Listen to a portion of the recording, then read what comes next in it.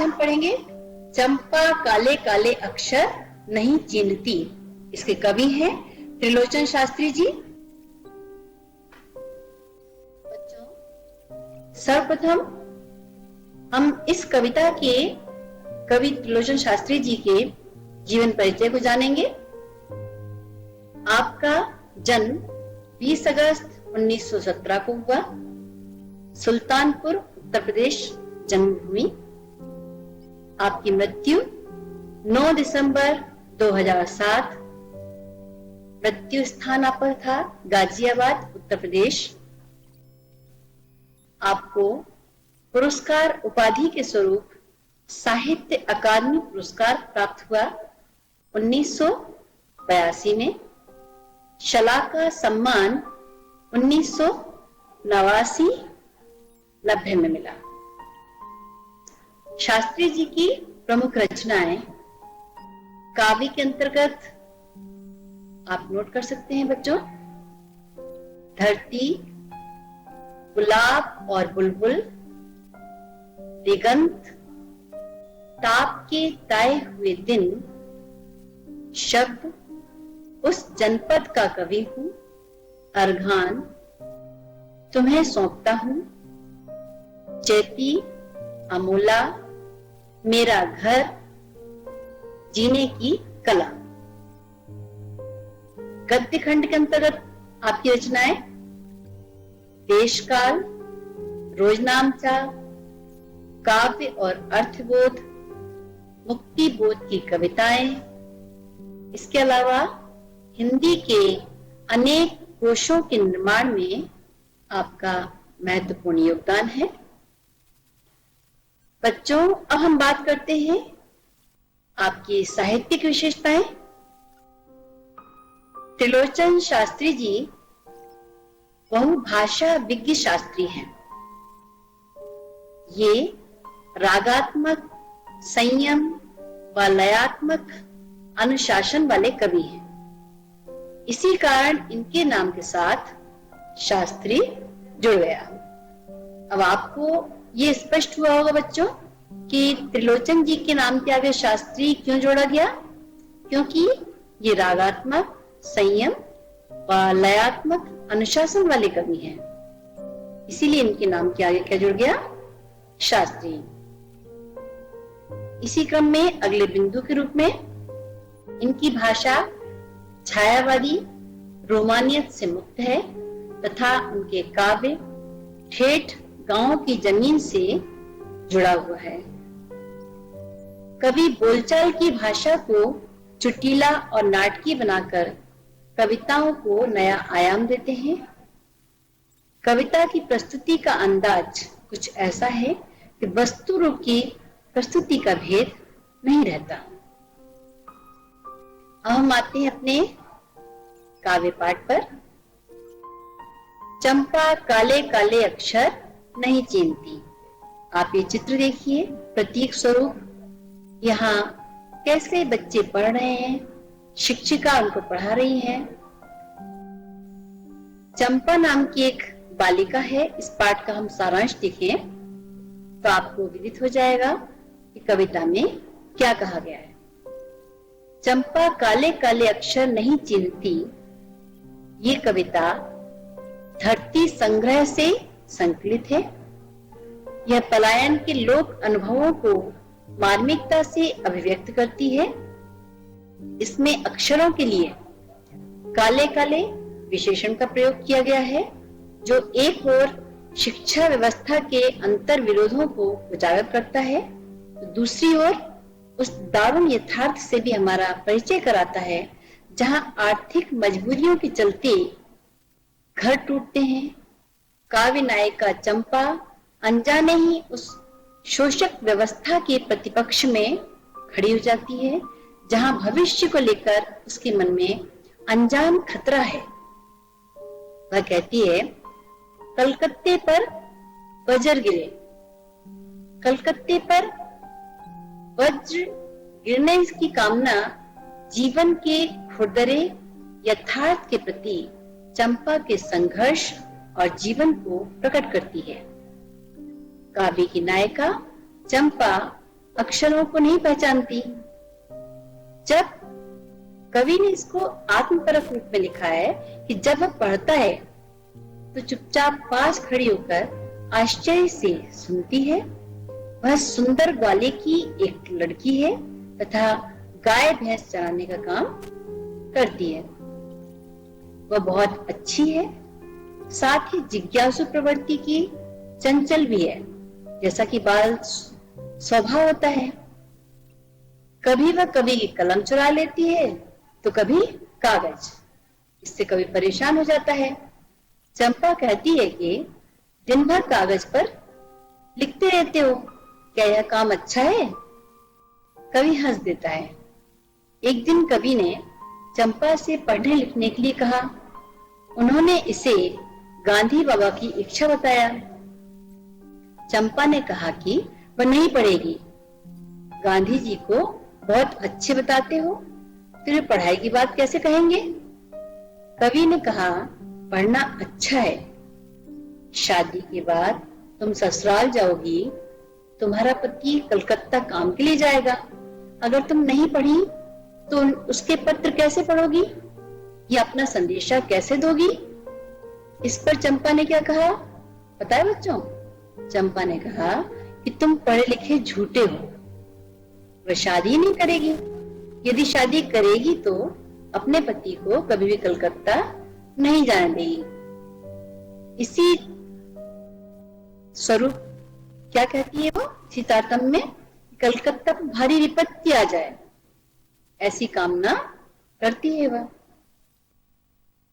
अब देखिए बच्चों, पहले पद्य के रूप में आप संकेतार्थ देखिए। यहाँ एक कैसे छोटी सी मासूम बच्ची, भोली भाली, चंपा का प्रतीक हम जिसे मान सकते हैं, कैसे खड़ी हुई है। उसके मन में, चेहरे पर देखिए कैसे भाव है, जिज्ञासा है, साक्षरता को लेकर के उसके मन में कई विचार हैं। पद्यांश में देखिए, चंपा काले काले अक्षर नहीं चिन्हती, चिन्हती अर्थात पहचानती। मैं जब पढ़ने लगता हूँ वह आ जाती है, खड़ी चुपचाप सुना करती है। उसे बड़ा अचरज होता है, इन काले चिन्हों से कैसे ये सब स्वर निकला करते हैं। यहाँ हम बच्चों व्याख्या से पूर्व संदर्भ की चर्चा करें। संदर्भ, जैसा कि बच्चों आप जानते हैं, किसी भी पद्यांश का या हम कहें गद्यांश का जब हम संदर्भ देते हैं, उस मुख्य रूप से उस पाठ्य पुस्तक का नाम, कविता का नाम, लेखक या कवि का नाम ये आता है। तो इस क्रम में इस कविता के संदर्भ में हम क्या देंगे बच्चों? प्रस्तुत काव्यांश पाठ्य पुस्तक आरोह भाग 1 में संकलित कविता चंपा काले काले अक्षर नहीं चिन्हती से किया हुआ है। इसकी रचयिता प्रगतिशील कवि त्रिलोचन शास्त्री जी हैं। अब हम बात करते हैं प्रसंग की। इस पद्यांश में चंपा की अक्षरों के प्रति अज्ञानता को दर्शाया गया है। अब हम बात करते हैं बच्चों व्याख्या। इसकी व्याख्या आप कैसे करेंगे? कवि चंपा नामक लड़की की निरक्षरता के बारे में बताते हुए कहता है कि चंपा काले काले अक्षरों को नहीं पहचानती, उसे अक्षर ज्ञान नहीं है। जब कोई पढ़ने लगता है तो वह वहां आ जाती है, वह उसके द्वारा बोले गए अक्षरों को चुपचाप खड़ी खड़ी सुना करती है। उसे इस बात की बड़ी हैरानी होती है कि इन काले अक्षरों से ये सभी ध्वनियां कैसे निकलती हैं। वह अक्षरों के अर्थ से हैरान होती है। अगले पद्य में देखिए आप, चंपा सुंदर की लड़की है, सुंदर ग्वाला है, गाय भैंसें रखता है, चौपायों को लेकर चरवाही करने जाती है। चंपा अच्छी है, चंचल है, नटखट भी है, कभी कभी ऊधम करती है, कभी कभी वह कलम चुरा देती है। जैसे तैसे उसे ढूंढकर जब लाता हूँ, पाता हूँ अब कागज गायब। परेशान फिर हो जाता हूँ। इसके प्रसंग में बच्चों आप क्या देंगे? संदर्भ आपका पूर्ववत जैसा हमने दिया था वही रहेगा, परिवर्तित नहीं होगा। प्रसंग हम इसमें ये देंगे, यहाँ कवि ने चंपा के विषय में बताया है कि उसका स्वभाव कैसा है। आप ये चित्र देखिए, कैसे लोक संस्कृति को दर्शाता हुआ एक शहरी एक ग्रामीण परिवेश को दिखाता हुआ ये चित्र कैसे बताता है कि हमारी संस्कृति कैसी है और लोगों की भावनाएं कैसे एक दूसरे के प्रति जुड़ी हुई है। इस पद्यांश की व्याख्या में आप लिख सकते हैं, कवि चंपा के विषय में बताता है कि वह सुंदर नामक ग्वालियर की लड़की है। वह गाय भैंस रखता है। चंपा उन सभी पशुओं को प्रतिदिन चराने के लिए लेकर जाती है। वह बहुत अच्छी है, वह चंचल है, वह शरारतें भी करती है। कभी वह कवि की कलम चुरा लेती है। कवि किसी तरह उस कलम को ढूंढ कर लाता है तो उसे पता चलता है कि अब कागज गायब हो गया। कवि इन शरारतों से परेशान हो जाता है। ये सारी बाल सुलभ क्रीड़ाएं हैं। बच्चों का स्वभाव होता है शरारतें करना। उसी का प्रतीक यहाँ हमको चंपा दिखती है। अगले पद्यांश में चंपा कहती है, तुम कागज ही गोदा करते हो दिन भर, क्या यह काम बहुत अच्छा है? यह सुनकर मैं हंस देता हूँ। फिर चंपा चुप हो जाती है। उस दिन चंपा आई। मैंने कहा कि चंपा तुम भी पढ़ लो, हारे गाड़ काम सरेगा। गांधी बाबा की इच्छा है सब जन पढ़ना लिखना सीखें। चंपा ने यह कहा कि मैं तो नहीं पढ़ूंगी। तुम तो कहते थे गांधी बाबा अच्छे हैं, वे पढ़ने लिखने की कैसे बात कहेंगे? मैं तो नहीं पढ़ूंगी। इस पद्यांश में प्रसंग स्वरूप हम बताएंगे कि उक्त पद्यांश में चंपा की साक्षरता के प्रति उदासीनता एवं गांधी जी के प्रति उसके विचारों को बताया गया है कि कैसे वो साक्षरता के प्रति उदासीन है। उसे कोई जिज्ञासा नहीं है, कोई पढ़ने की ललक नहीं है, कोई इच्छा नहीं है, और गांधी जी के प्रति उसके विचार कैसे हैं ये इसमें बताया गया है। व्याख्या के अंतर्गत कवि कहता है कि चंपा को काले अक्षरों से कोई संबंध नहीं है।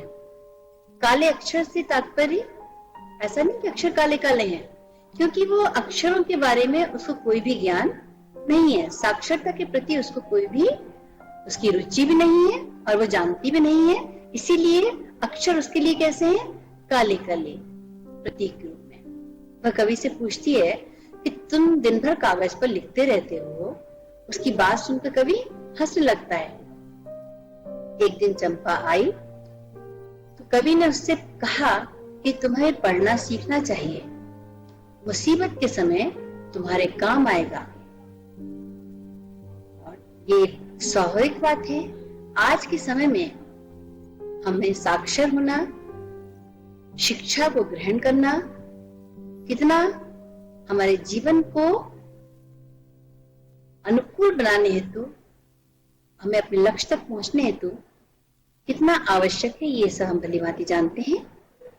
उसी क्रम में कवि ये कहते हैं कि तुम्हें पढ़ना लिखना चाहिए, मुसीबत के समय तुम्हारे काम आएगा। गांधी जी की इच्छा क्या थी कि सभी आदमी पढ़ना लिखना सीखें। तो चंपा पता है बच्चों कवि की बात का क्या उत्तर देती है? वो कहती है कि वह नहीं पढ़ेगी। और क्या कहती है कि तुम तो कहते थे गांधी जी बहुत अच्छे हैं, फिर वे पढ़ाई की बात क्यों करते हैं? इस प्रकार से वो अपनी मनोव्यथा को, अपनी मनोदशा को और अपनी जिज्ञासा को, अपने विचारों को कवि तक अभिव्यक्त करती है। अगले पद्यांश में कवि क्या कह रहे हैं?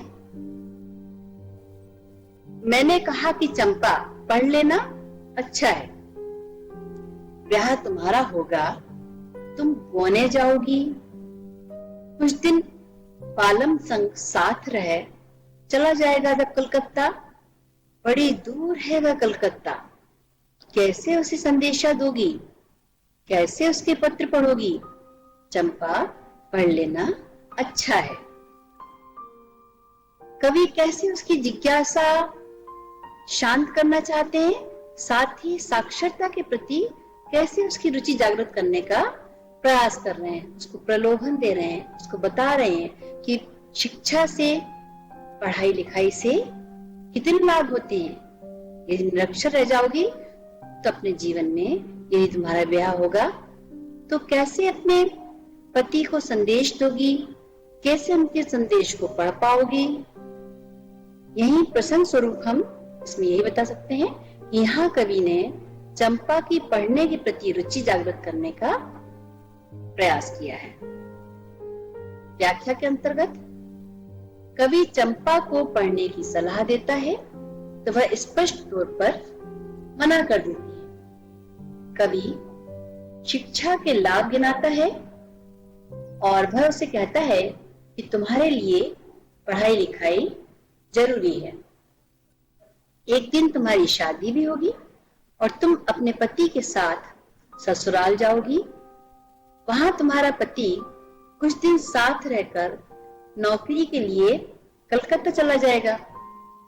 कलकत्ता यहाँ से बहुत दूर है, ऐसे में तुम उसे अपने विषय में कैसे बताओगी, तुम उसके पत्रों को किस प्रकार पढ़ पाओगी, इसलिए तुम्हें पढ़ना चाहिए। किंतु चंपा क्यों मानने वाली, क्योंकि उसके विचार, उसकी मानसिकता उसी प्रकार बनी हुई है, साक्षरता को लेकर के उसके मन में कोई भी रुचि जागृत नहीं हुई है। इसी क्रम में आप अगला पद्यांश देखिए बच्चों। चंपा बोली, तुम कितने झूठे हो, देखा, हाय राम, तुम पढ़ लिख कर इतने झूठे हो, मैं तो ब्याह कभी ना करूंगी, और कहीं जो ब्याह हो गया तो मैं अपने बालम को संग साथ रखूंगी, कलकत्ता में कभी ना जाने दूंगी, कलकत्ते पर बजर गिरे। अब सोचिए बच्चों, इस पद्यांश का प्रसंग क्या हो सकता है। इस कविता में कवि ने पलायन के लोक अनुभवों को बड़ी ही मार्मिकता से अभिव्यक्त किया है। गांव में साक्षरता के प्रति उदासीनता को चंपा के माध्यम से मुखरित किया गया है कि कैसे गांव में लोगों को साक्षरता के प्रति नीरसता होती है, वे उसका महत्व नहीं जानते। उनकी सोच होती है कि पढ़ लिख कर क्या करना है, और वो भी लड़की को, बेटी को पढ़ लिख कर क्या करेगी, कोई नौकरी तो करना नहीं, उसको ब्याह करना है, अपनी घर गृहस्थी बसाना है। तो ये सोच जो है किस प्रकार से समाज को एक रूढ़िवादिता की ओर ले जाती है, इसी को नए परिवर्तित दिशा की ओर ले जाने का प्रयास किया है त्रिलोचन शास्त्री जी ने। इसकी व्याख्या के अंतर्गत कवि द्वारा चंपा को पढ़ने की सलाह पर वह उखड़ जाती है। वह कहती है, तुम बहुत झूठ बोलते हो, तुम पढ़ लिख कर भी झूठ बोलते हो, जहां तक शादी की बात है तो मैं शादी ही कभी नहीं करूंगी, दूसरी यदि कहीं शादी हो भी गई तो मैं अपने पति को साथ रखूंगी, उसे कभी कलकत्ता नहीं जाने दूंगी। कहने का अर्थ ये है, चंपा देखिए कितनी भोली भाली बच्ची है, उसको लगता है कि शादी करने के लिए पढ़ा लिखा होना जरूरी है क्या। तो कवि ने कहा था कि तुम पढ़ोगी लिखोगी नहीं तो कैसे अपने पति से संदेश का आदान प्रदान करोगी। वो कहती, मैं अपने पति को अपने साथ में रखूंगी तो संदेश का सवाल ही नहीं उठता। दूसरे शब्दों में, वह अपने पति का शोषण नहीं होने देगी। परिवार को दूर करने वाले शहर पर वज्र गिरे, आफत आ जाए, आपत्ति आ जाए, ऐसा वो मतलब दिल से नहीं चाह रही कि किसी प्रकार से कोई कलकत्ते पर आपत्ति आए, संकट आए, लेकिन उसकी भूली मानसिकता देखिए बच्चों। क्यों? क्योंकि उसको लग रहा है कवि उसको कह रहे हैं कि तुम पढ़ाई लिखाई करो, पढ़ोगी लिखोगी तभी तो अपने पति का साथ दे पाओगी। तो इसलिए वो कह रही है कि मैं अपने पति को कलकत्ता जाने ही नहीं दूंगी, कलकत्ते पर वज्र गिरे, वह अपने पति को उससे दूर रखेगी। तो किस प्रकार से बड़े ही रोचक पूर्ण तरीके से कवि त्रिलोचन शास्त्री जी ने बड़े ही मनोरंजक तरीके से आसान अपनी भाषा को सहज बना करके अपनी कविता को कैसे प्रस्तुत किया। इसके शीर्षक से बच्चों कभी कभी हमें लगता है हम जैसे कोई कहानी पढ़ रहे हैं कि चंपा नाम की एक छोटी सी बालिका है, भोली भाली, साक्षरता का उसको ज्ञान नहीं है, और कैसे वो कवि के प्रश्नों का उत्तर देती है और उनका खंडन करने का प्रयास करती है अपनी मानसिकता और अपने विचारों से। बहुत ही प्यारी, बहुत ही रोचक, मनोरंजक ये अतुकांत शास्त्री जी की कविता थी। अब हम देखते हैं, आपने किसी भी पद्यांश की व्याख्या बच्चे जब लिखते हैं आप, तो संदर्भ आपने दे दिया, प्रसंग दिया, व्याख्या दी, किंतु यदि आप उसका काव्य सौंदर्य, विशेष उसके कारक तत्व आप नहीं बताएंगे तो आपकी व्याख्या अधूरी होगी। तो यहाँ काव्य सौंदर्य के रूप में आप बिंदुवार बिंदुओं के रूप में आप नोट कर सकते हैं।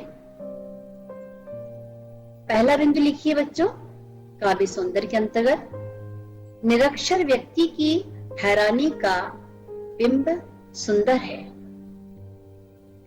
काले काले खड़ी खड़ी में पुनरुक्ति प्रकाश अलंकार है। पुनरावृत्ति हो रही है शब्दों की, काले काले खड़ी खड़ी। ग्राम्य भाषा का सुंदर प्रयोग है। सरल व सुबोध खड़ी बोली है। इसी के अंतर्गत अगले बिंदु के रूप में आप लिख सकते हैं, मुक्त छंद होते हुए भी लय है। मुक्त छंद है, ये तो आपको समझ में आ रहा होगा, क्योंकि काव्य सौंदर्य के काव्य के नियमों के बंधन से मुक्त है ये पद्य। मुक्त छंद तो है, साथ ही साथ इसमें एक सरस है, लय है, रागात्मकता है, अनुप्रास अलंकार है। चंपा के परिवार व उसकी शरारतों के बारे में बताया गया है। ग्रामीण जीवन का चित्रण है। निरक्षर व्यक्ति की मनोदशा का सुंदर चित्रण किया गया है। शिक्षा के प्रति समाज का उपेक्षा भाव स्पष्ट दिखाई दे रहा है। संवाद शैली, अर्थात जैसे हम वार्तालाप करते हैं, आपस में बातचीत करते हैं, संवाद शैली को इसमें बनाया गया है। देशज शब्दावली युक्त खड़ी बोली है। देश के जो हमारी आम बोलचाल भाषा के शब्द होते हैं उनको इसमें लिया गया है, जैसे चीमती, शांत रस है। गांव से महानगरों की तरफ पलायनवादी प्रवृत्ति को बताया गया है। चंपा का भोलापन प्रकट हुआ है। वज्र गिरे से शोषक वर्ग के प्रति आक्रोश जताया गया है। उर्दू देशज शब्दावली युक्त खड़ी बोली है। तो बच्चों, ये तो थे इसके काव्य सौंदर्य के अंतर्गत आने वाले कुछ महत्वपूर्ण बिंदु, जो कि हमारी व्याख्या को पूर्ण करते हैं। अब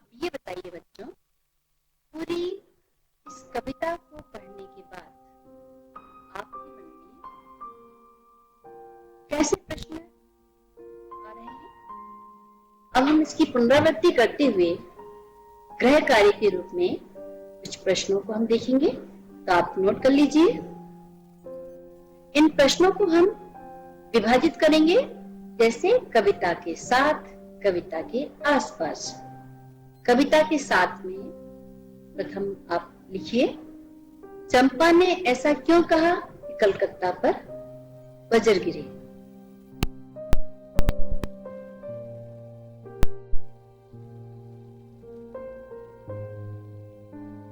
पढ़ने की बात कही होगी। प्रश्न नंबर 3, कवि ने चंपा की किन विशेषताओं का उल्लेख किया है।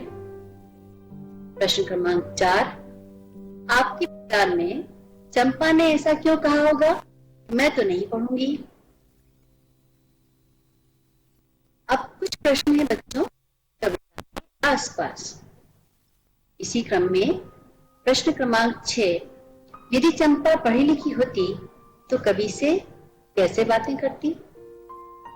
अगला प्रश्न, इस कविता में पूर्वी प्रदेशों की स्त्रियों की किस विडंबनात्मक स्थिति का वर्णन हुआ है। अगला प्रश्न, संदेश